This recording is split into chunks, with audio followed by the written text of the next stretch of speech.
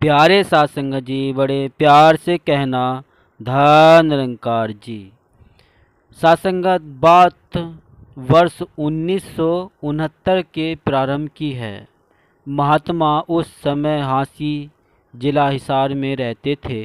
अचानक ही शुभ सूचना उनको मिली कि सदगुरु बाबा गुरुबचन सिंह जी वहां पधार रहे हैं और उनके साथ युग पुरुष बाबा अवतार सिंह जी भी शहंशाह जी का भी आगमन हो रहा है। पूरी साथ संगत में खुशियां ही छा गई और सभी तैयारी में लग गए। वहां पता चला कि शहंशाह जी बाबा गुरुबचन सिंह जी से कुछ पहले पहुंचेंगे। तब परम श्रद्धेय मुक्त आत्मा श्री जगदीश चंद्र नागपाल जी प्रमुख ने महात्माओं की व एक अन्य महात्माओं की वर्दी पहनकर शहंशाह जी को आगे लाने की ड्यूटी लगाई। प्यारे साथ संगत, उनकी आज्ञा अनुसार महात्मा शहंशाह जी को लाने के लिए पहुंच गए। उनके आने पर महात्मा उनकी कार के आगे साइकिलों पर चलने लगे। महात्मा थोड़ी देर के बाद पीछे आती हुई शहंशाह जी की कार को देख भी लेते।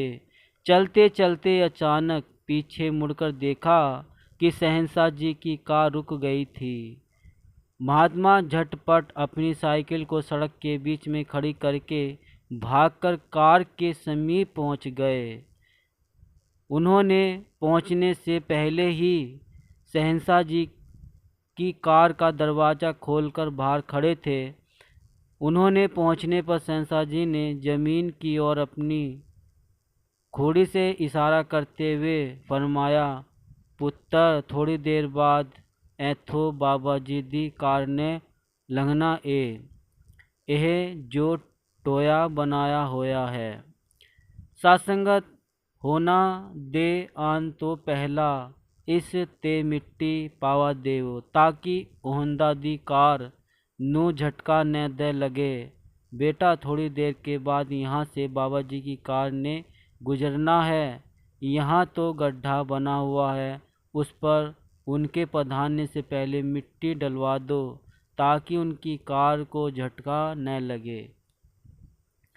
सासंगत, उनको महात्मा भवन में पहुंचने के बाद उन्होंने उनकी आज्ञा के अनुसार मिट्टी डलवा दी।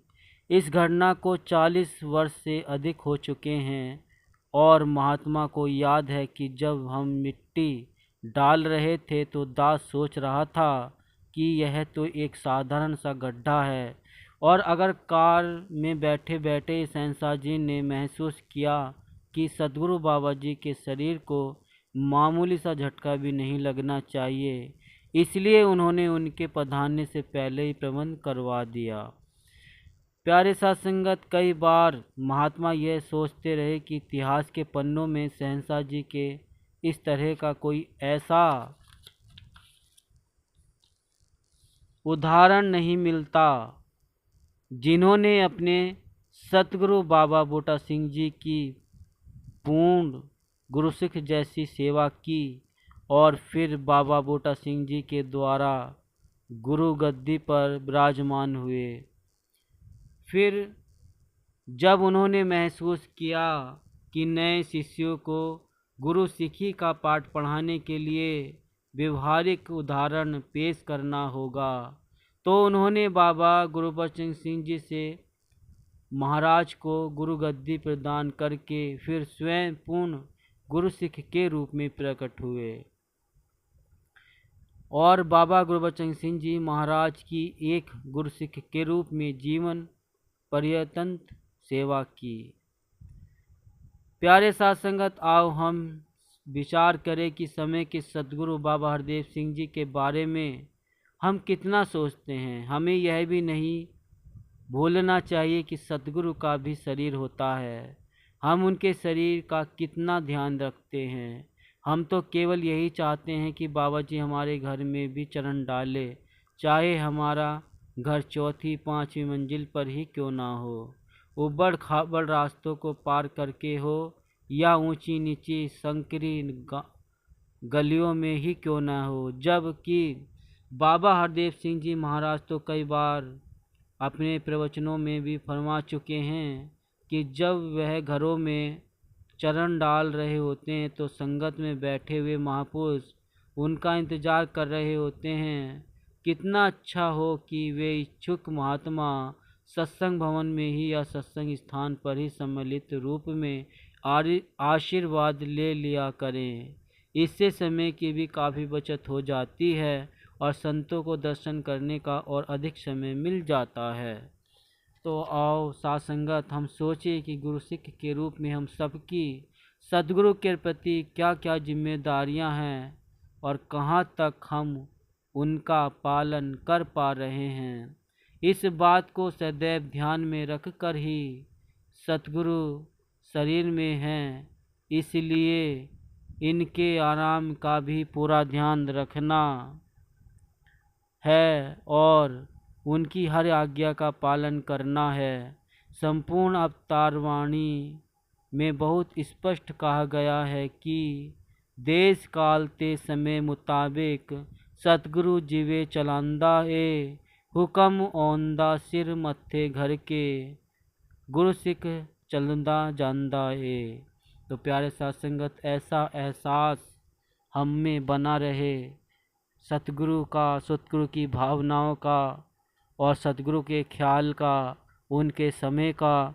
हमारा जब ये ध्यान एहसास बना होगा तो भक्ति परिपूर्ण अपना आप स्वयं हो जाएगी। ऐसी भक्ति ही साथ संगत ये प्रमाण होया जाए करती है और झोलियाँ सुखों से भर दी जाती है, क्योंकि ऐसे ही भक्तों संतों की भावनाओं से सतगुरु रीझता है और जब रीझता है तो झोलियाँ भर देता है। तो हमें अब जब झोली भरवानी है तो हमें भी ऐसी ही एहसास, ऐसा प्रेम, ऐसी भावना, ऐसी ही कामना हमें बनाए रखनी है जैसी इन संतों ने बनाए रखी, जैसे आपने अभी सुना।